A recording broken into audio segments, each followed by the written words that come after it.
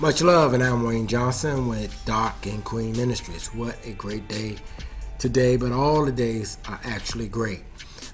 Just want to share with you a very short lesson on today. Going to come from Genesis chapter 1. Going to read verses 3 and 4, and then just say a little something about it, and then we're going to be finished. So let us get started. And it reads, "Then God said, let there be light, and light began to shine. He saw the light, and he knew that it was good.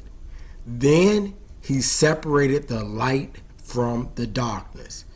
God named the light day, and he named the darkness night. There was evening, and then there was morning. This was the first day." Now, as I've read that, and I'm sure many of you have studied and went over this before, and it's kind of right, really simple, seems to be really simple and plain.